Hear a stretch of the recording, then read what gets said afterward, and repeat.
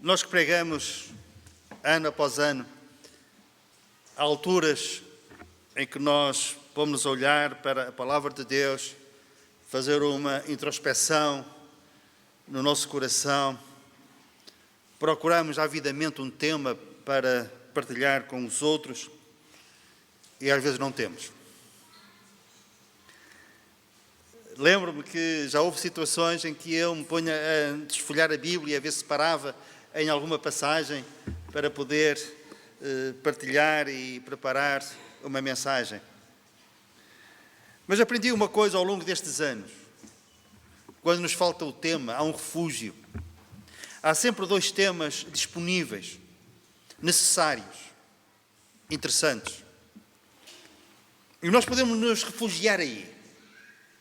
Um deles é falar acerca do pecado, a maior tragédia que teve lugar no mundo, cujas consequências se têm prolongado pelos séculos e mais ainda, vão-se prolongar por toda a eternidade.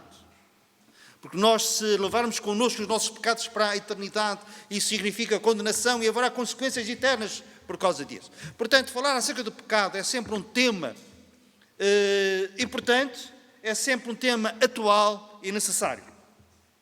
Há depois um outro tema, este é muito mais agradável, é mais empolgante. Outro tema é falarmos acerca do Senhor Jesus. É um manancial onde nós podemos beber abundantemente. Nós podemos falar acerca da sua graça, acerca do seu amor, e não conseguimos contar tudo, e não conseguimos mergulhar até às profundezas do amor, da graça, da misericórdia, da bondade de Deus manifestada em Cristo.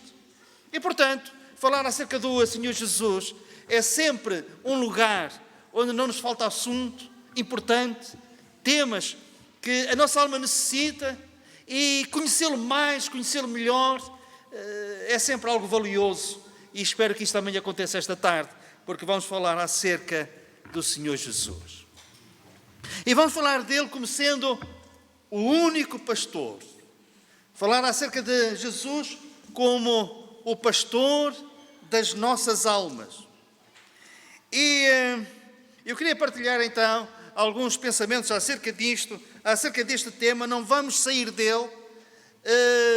Alguém um dia disse: amarra-te à palavra e a bênção se vai amarrar a ti. E nós queremos nos amarrar à palavra, queremos nos fixar nela.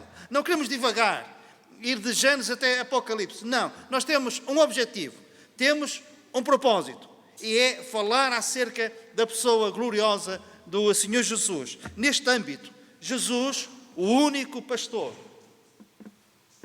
E vamos falar acerca de 3 aspectos do seu ministério como sendo o pastor.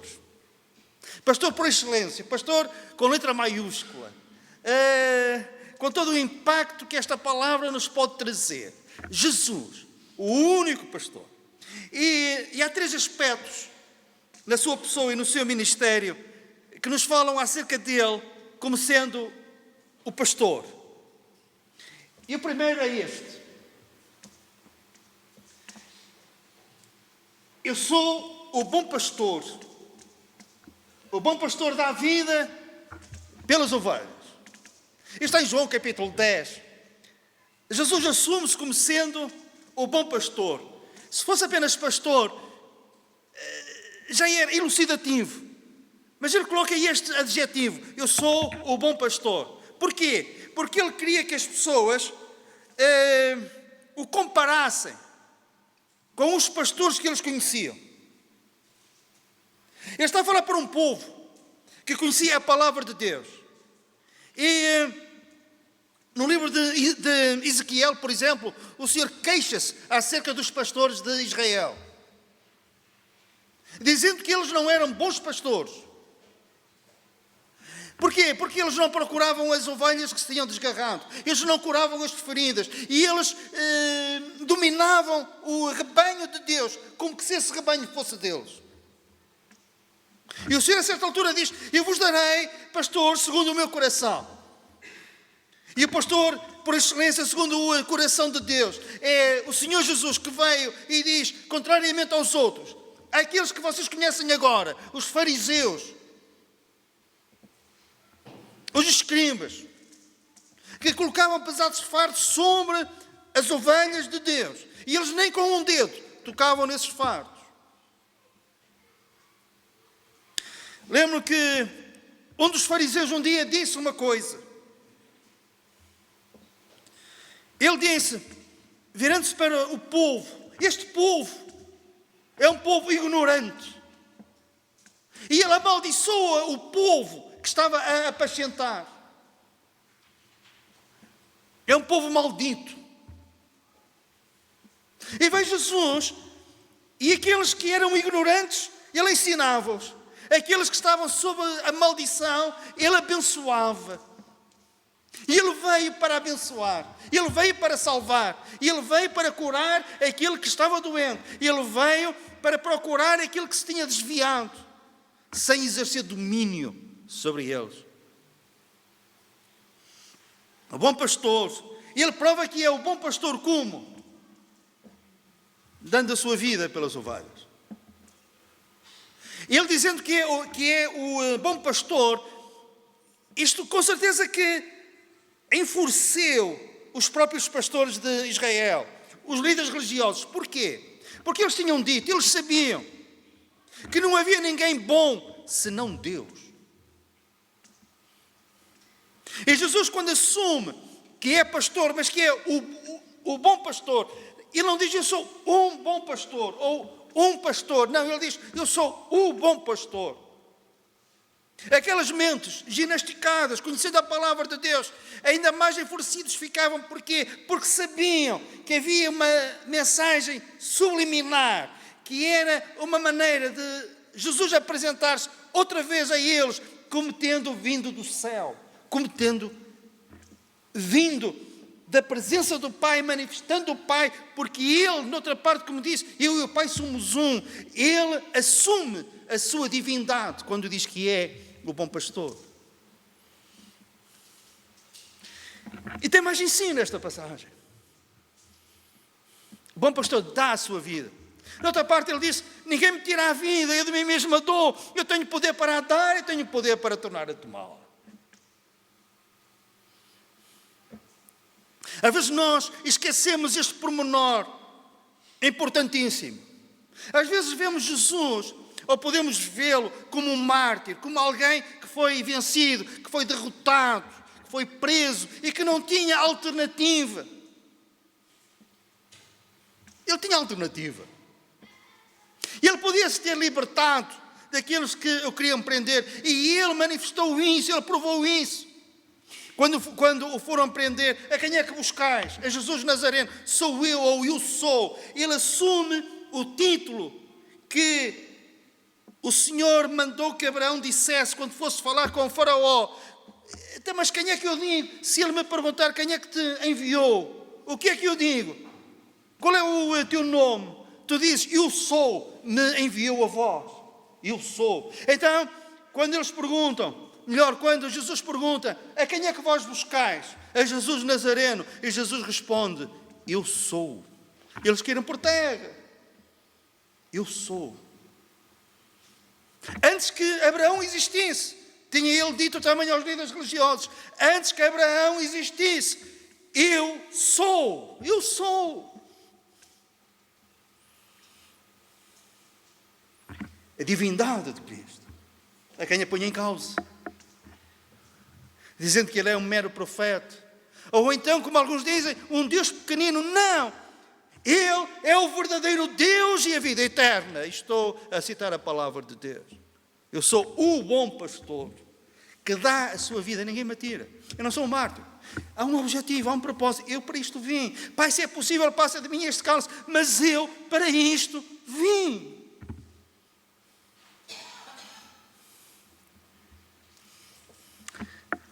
Quando os soldados romanos, para apressar a morte dos 3 crucificados, Jesus no meio e um à direita e outro à esquerda, eles quebraram as pernas aos 2 crucificados que estavam crucificados ao lado do Senhor Jesus, certo? Iam fazer o mesmo a Jesus, mas ficaram admirados. Porquê?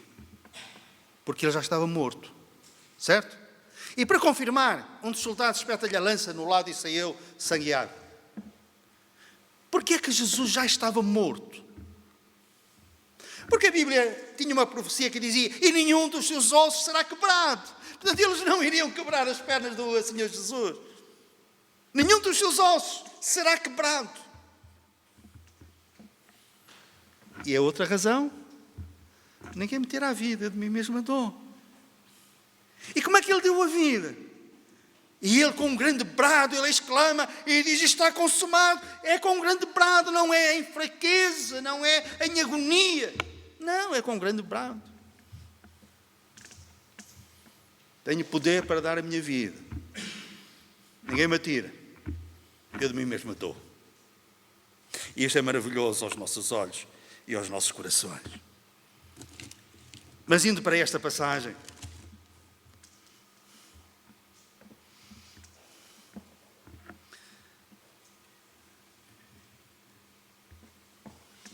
as ovelhas ouvem a sua voz, referente-se a ele chama pelo nome as suas próprias ovelhas e as conduz para fora. Ainda hoje Jesus faz isto.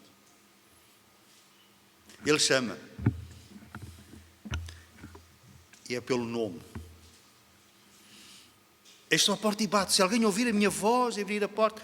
Se alguém ouvir a minha voz, porquê? Porque ele chama. Há um outro versículo que diz: chamei-te pelo teu nome. O Senhor conhece-nos individualmente, a cada um de nós. Disse a Natanael: quando estavas debaixo daquela figueira, eu já te vi. Nós não sabemos o que é que Natanael estava a fazer debaixo daquela figueira, mas quando Jesus lhe diz isto, causa um impacto tremendo nele. Será que debaixo daquela figueira ele estava tão desanimado com a vida, que estava a pensar na possibilidade, na hipótese de um dia por ter má vida? Nós não sabemos. Ou então pensando de uma forma diametralmente oposta, será que debaixo daquela figueira ele se prostra e clama a Deus por misericórdia, por graça? Não sabemos. Mas uma coisa sabemos, que quando Jesus lhe diz isto, bateu fundo nele, causou-lhe impacto tremendo. Ainda hoje, o Senhor nos chama, conhece onde nós estamos, onde nós estivemos, não tenha isso em consideração se for negativo, e quer-nos trazer para fora. Neste caso, queria trazer as ovelhas para fora de um sistema religioso que não salvava. Rituais, tradições, invalidavam o mandamento de Deus pela tradição deles, disse Jesus. Ele queria trazê-los para fora. Mas não era trazê-los para fora e depois abandoná-los à sua sorte. Eu, o bom pastor, depois eu vou adiante. E as ovelhas me seguem. Temos uma referência. O apóstolo Pedro mais tarde diz: seguir nas suas pegadas, seguir os seus passos. Ele vai à frente.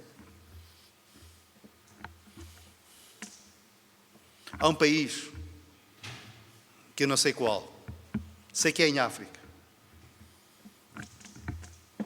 que é um aspecto da cultura deles. Nós, quando vamos com a nossa esposa, às vezes não, às vezes a gente vê casais a caminhar e vem um atrás e outro à frente. Mas, por regra, nós vamos de mãos dadas, ou vamos um ao lado do outro, certo? Faz parte da nossa cultura. Mas nesse país em África, faz parte da cultura deles o marido ir à frente e a esposa ir atrás. Exceto quando eles vão para um lugar e temem que haja minas, aí invertem-se. A esposa vai à frente e o marido vai atrás.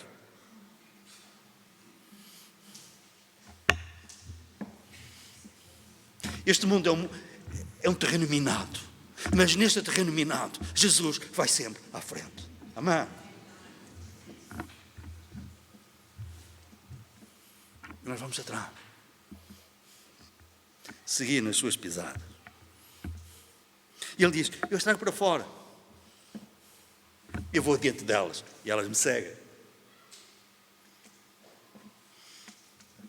Eu sou o bom pastor. E ele diz: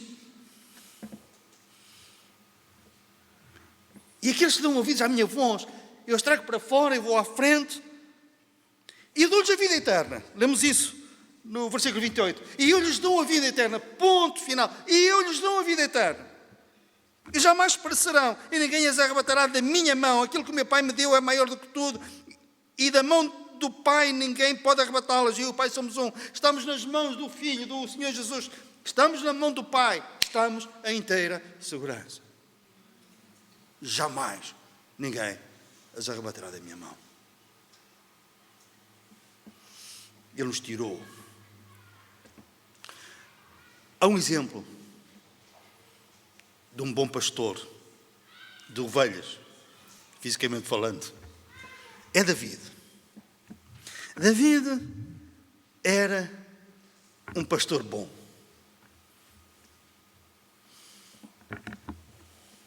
O mercenário, aquele que está a tomar conta das ovelhas, mas é pago para isso, quando vê o lobo, quando vê qualquer perigo, o que é que ele faz? Jesus mesmo disse, ele abandona as ovelhas. Mas aquele que ama as ovelhas, não as abandona. E continua na frente. E David disse, um dia, não que ele andasse a contar a toda a gente, mas era necessário naquela altura dizê-lo, afirmar isto. Ele ia enfrentar Golias, os seus irmãos, Saúl, que era o rei, estava por ali e tal, e ele era um jovenzinho, e este jovem lutar contra Golias. Oh, rapaz, é melhor tu ter juízo, não faças isso. Ele disse, não, eu vou. E então apresenta credenciais para convencê-los a deixá-lo ir. O que é que ele disse? Um dia, eu guardava o rebanho, e veio um leão. E levou uma ovelha. E eu fui atrás dele e arranquei a ovelha da sua boca, peguei-lhe pela barba e matei-o. Outra coisa. Um dia foi um urso. Um urso. Levou uma ovelha. Eu fui atrás dele, arranquei-a das garras do urso e matei o urso. Portanto, quem é este filisteu que está aqui a dizer não sei o quê? A afrontar o exército do Deus vivo. Eu matei o leão, matei o urso, eu também vou matar ele. E é que matou mesmo. Certo?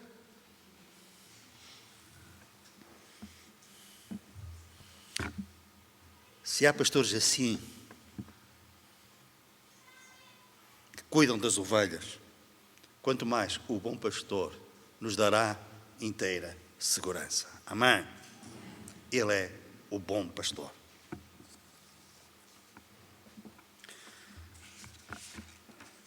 Mas também há outro versículo que diz que ele é o grande pastor das ovelhas. Vamos ver. Hebreus 13, 20 e 21, diz assim: Ora, o Deus de paz, que pelo sangue do concerto eterno tornou a trazer dos mortos a nosso Senhor Jesus Cristo, grande pastor das ovelhas, vos aperfeiçoa em toda a boa obra, para fazeres a sua vontade, operando em vós o que perante Ele é agradável por Cristo Jesus, ao qual seja glória para todos sempre, e nós dizemos amém. Jesus Cristo, grande pastor. Ele, como grande pastor, ele apascenta as ovelhas que ele salvou. Como bom pastor, ele salva as suas ovelhas.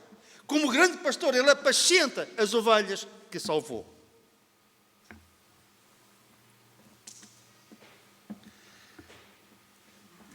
Reparem neste versículo, ele nos aperfeiçoa em toda a boa obra para fazermos a sua vontade. Isto é, não somente ele nos salva, como transforma a nossa vida e nos equipa.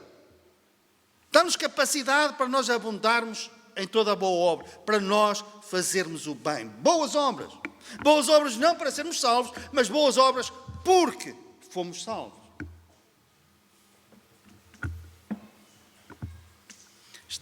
Tínhamos começado com esta igreja há relativamente pouco tempo.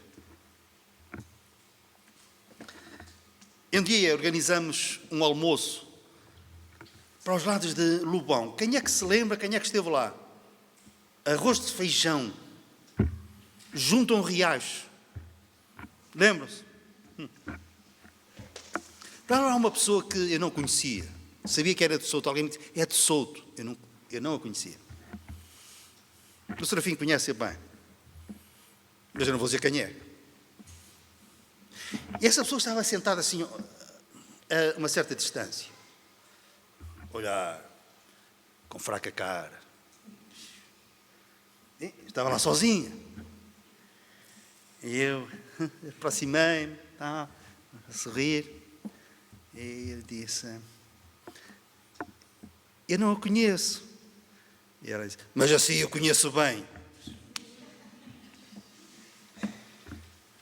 Bonito, pensei eu, bonito. Sim, conheço. Eu já de pé atrás. A seguir eu ia pregar. Pois, o problema é esse. Conheço. Assim eu conheço bem. De onde? Eu tinha que dizer alguma coisa. Ela contou-me de onde. De algo que se tinha passado quando o centro bíblico ainda não tinha sido aberto.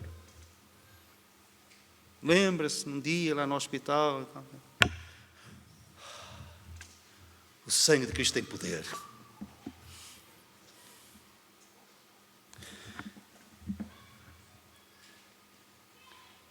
O Senhor, as ovelhas que Ele salva, Ele transforma.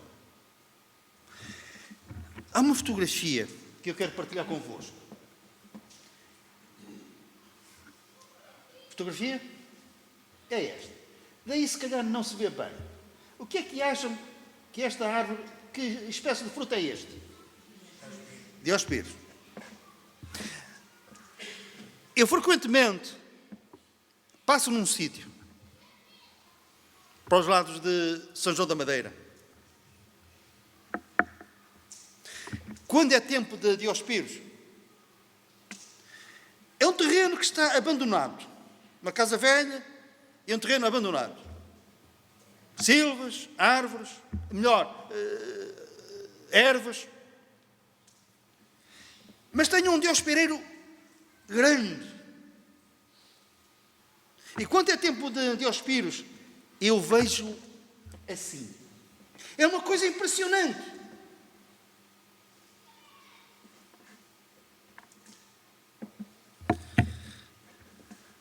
Mesmo no meio do mundo que nós vivemos.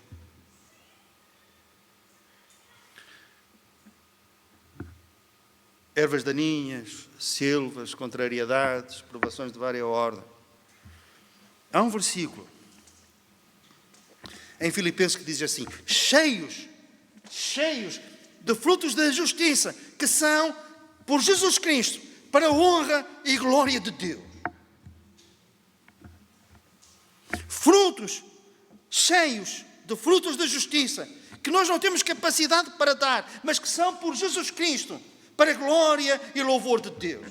E quando eu leio este versículo, vem-me à mente aquele diospireiro. E fui ao Google procurar a fotografia de um igual, idêntico.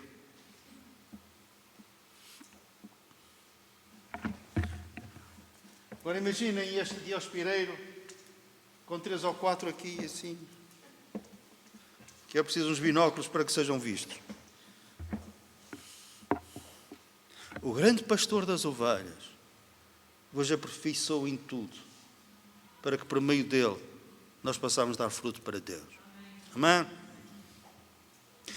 E Ele é que nos chama e nos tira para fora, é Ele que vai adiante como o bom pastor, é Ele que nos dá segurança como o bom pastor que é, e é Ele o grande pastor que nos capacita, nos dá a graça. Para quê? Para que nós possamos dar fruto para Deus. E a pensar nisto, David disse, o Senhor é o meu pastor. O grande pastor é Ele. E Ele não me vai faltar, Ele não vai falhar. Nós conhecemos o resto do Salmo 23. Que nós vamos ler. Está aqui alguns, se calhar a seguir. E vamos ler todos o Salmo 23, a ver se, entretanto, vamos também memorizando este Salmo. O Senhor é o meu pastor, nada me faltará. Deitar-me faz em verdes pastos. Guia-me mansamente a águas tranquilas. Restaura a minha alma. guiem pelas veredas da justiça por amor do seu nome. Ainda que eu andasse pelo vale, sombra da morte, não temeria mal algum, porque tu estás comigo. A tua vara e o teu cajado me consolam. Preparas uma mesa perante mim, presença dos meus inimigos. Unges a minha cabeça com óleo, o meu cálice transborda. Certamente que a bondade e a misericórdia me seguirão todos os dias da minha vida, e habitarei na casa do Senhor por longos dias. Amém. Isto é que o grande pastor, hoje, no dia de hoje, quer fazer em relação a cada um de nós. O pastor costuma ter cães de guarda, cães pastores, melhor direi. O que é que os cães pastores fazem? Também enfrentam os lobos, certo? Eles querem juntar. Quando alguma ovelha, ele vai atrás e tenta juntá-la ao rebanho, certo? Este salmo tem 2 cães pastores. Sabem quais são? É a bondade e a misericórdia que nos seguem todos os dias. Nós olhamos para trás e está lá a bondade e a misericórdia. A bondade de Deus. A misericórdia. Vão seguindo-nos para toda a parte. Então, à nossa frente, nós temos o pastor das nossas almas. Atrás, olhamos para trás e temos a bondade e a misericórdia de Deus. E a pensarmos assim, e a pensar assim, o outro pastor de rebanhos, David, dizia: Ele é o meu pastor, e fala orgulhosamente. Pode não ser de mais ninguém, mas é meu. E Ele não me faltará. Amém. O grande pastor, finalmente. Outro versículo, se calhar agora vai ser difícil chegarmos lá. É este. E quando aparecer o sumo pastor, outra versão diz o supremo pastor, que é o Senhor Jesus, alcançareis a incorruptível coroa de glória. O supremo pastor, ele é o bom pastor, ele é o grande pastor, ele é o supremo pastor. E é o apóstolo Pedro que nos fala acerca disto, que eu passo a ler, que diz assim, diz isto que está atrás, mencionado, mas vamos contextualizar a passagem, e a passagem diz-nos isto. Ele está a falar para os pastores das igrejas, e diz: pastoreai ou apacentai o rebanho de Deus que há entre vós, não por constrangimento, mas espontaneamente, como Deus quer, nem por sorte da ganância, mas de boa vontade, nem como dominadores dos que vos foram confiados, tornando-vos modelos ou exemplos do rebanho. Ora, logo que o Supremo Pastor se manifestar, recebereis a incorruptível coroa de glória. O Supremo Pastor. E Jesus, como o Supremo Pastor, o que é que Ele vai fazer? Ele vai completar a nossa salvação. Eu vou esclarecer. Então, mas nós já não estamos salvos. Estamos salvos. As minhas ovelhas têm a vida eterna, disse Ele. Então, mas como é que Ele vai completar uma coisa que nós já temos? Quando nós partimos para a eternidade, ausentes do corpo, presentes com o Senhor. Mas há uma coisa que continua aqui na terra. O que é? O nosso corpo. Certo? Sepultado. Às vezes perdido nas profundidades do mar. O avião cai e fica tudo transformado em cinza. Mas quando o Supremo Pastor vier buscar a sua igreja, o que é que Ele vai fazer? Vai completar a nossa salvação. Como? Ressuscitando o nosso corpo, dando-nos um corpo glorioso, que vai se juntar à nossa alma e ao nosso espírito que já estão em Deus. O Supremo Pastor ressuscitará o nosso corpo. Para ser um corpo glorioso, semelhante ao do Senhor Jesus Cristo ressuscitado. E vai fazer outra coisa, como Supremo Pastor. Ele diz: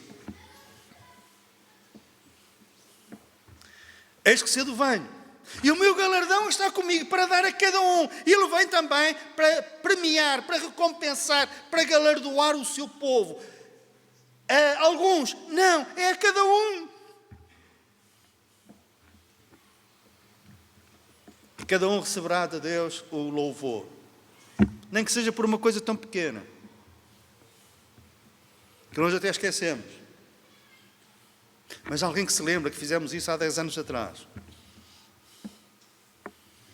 E o Senhor não se vai esquecer do nosso trabalho, como lemos em Hebreus capítulo 6, versículo 10. Ele não se vai esquecer do trabalho que tiveste para com os santos. E às vezes esse trabalho é uma coisa pequena. Mas o Senhor vai premiar, não se vai esquecer de galardoar cada um do seu povo, cada uma das suas ovelhas. O supremo pastor. Então temos Jesus como o bom pastor, o grande pastor das ovelhas e o supremo pastor que vem completar a nossa salvação. E os pastores de hoje, porque lemos na Bíblia que o Senhor deu uns para pastores. Qual é a nossa missão mais nobre? É levar as ovelhas e conduzi-las ao verdadeiro pastor, que é Jesus. Falar deste pastor de tal maneira atrativa, cada um daqueles que nos ouve sinta o desejo e faça isso, fazendo de Jesus o seu bom pastor que deu a sua vida por ele. Ter Jesus como o grande pastor para suprir tudo aquilo que é necessário para termos uma vida diferente.